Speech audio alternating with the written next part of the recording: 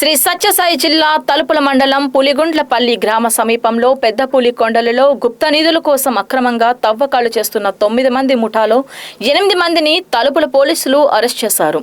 తలుపుల మండలానికి చెందిన తండ్రి కొడుకులు వల్లెపు వెంకటరమణ, వల్లెపు హరిప్రసాద్ అదే గ్రామానికి చెందిన గంగాధరితో కలిసి ప్రణాళిక ప్రకారం కర్ణాటక రాష్ట్రానికి చెందిన 6 మందితో కలిసి తవ్వకాలు చేస్తుండగా పోలీసులు పట్టుకున్నారు.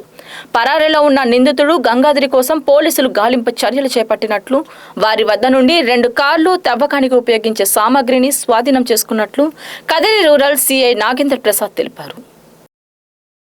పులిగుండ్ల తలుపుల మండలం పులిగుండ్ల గ్రామ సమీపంలో పెద్ద పులికొండల్లో కొంతమంది గుర్తు తెలియని వ్యక్తులు గుప్త నిధుల కోసం అక్రమ తవ్వకాలు జరుగుతాయని సమాచారం రాగా వెంటనే తలుపుల ఎస్ఐ గారు వారి సిబ్బందితో ఆ ప్రాంతానికి వెళ్లి రైడ్ చేయగా అక్కడ 9 మంది మగ వ్యక్తులు ఉన్నారని, అందులో ఒక వ్యక్తి పారిపోయినాడు.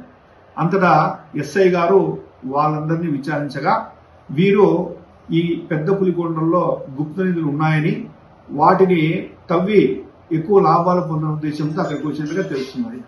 వీరి యొక్క ఇక్కడ పట్టుబడిన వారి యొక్క వివరాలు చూస్తే వల్లెపు వెంకటరమణ, ఇతనిది రాజనాలపల్లి గ్రామం. అదేవిధంగా వల్లెపు హరిప్రసాద్, ఇతను వెంకటరమణ యొక్క కుమారుడు, ఇతన్ని కూడా రాజనాలపల్లి గ్రామం. అదేవిధంగా షేక్ అబ్దుల్ హమీద్, ఇతన్ని చిత్రకేర ఏరియా కర్ణాటక రాష్ట్రము, ఒస్పేట్ టౌన్ కర్ణాటక రాష్ట్రం. బావుడి గౌస్ బాసా, ఇతన్ని కూడా దౌల్తాపూర్ గ్రామం, సొందూరు తాలూకా, బళ్ళారి జిల్లా కర్ణాటక రాష్ట్రం. కల్లాలి సురేష్, ఇతన్ని కూడా కొప్లా తాలూకా మరియు ఇతను కర్ణాటక రాష్ట్రం. అదేవిధంగా మునేగర్ మల్లికార్జున, ఇతన్ని కూడా కర్ణాటక రాష్ట్రము. బిఆర్ జగదీష్, ఇతన్ని కూడా కర్ణాటక రాష్ట్రం. సిహెచ్ సుబైర్ అనేది ఇతన్ని కేరళ రాష్ట్రం.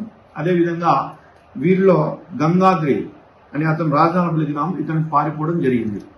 వీరి యొక్క కేసు యొక్క పూర్వపరాలు విచారిస్తే ఈ పెద్ద పులికొండల్లో గుప్త నిధులు ఉన్నాయని ఈ వల్లెపు వెంకటరమణయ్య మరియు వల్లెపు హరిప్రసాద్, ఈ మన గంగాద్రి, ఈ ముగ్గురు కూడా అక్కడ కొన్ని పూజలు చేయాలని ఉద్దేశంతో కర్ణాటకలోని కొంతమందితో వీరంతా కుమ్మక్కయ్యి నిన్నటి దినము ఇక్కడికి వచ్చి తవ్వకాలు జరుపుగా ఎస్ఐ గారు పట్టుకోవడం జరిగింది.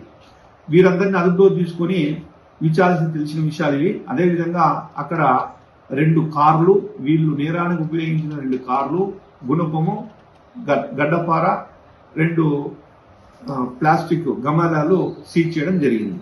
వీరిపైన కేసు రిజిస్టర్ చేసి రిమాండ్ పంపించడం జరిగింది.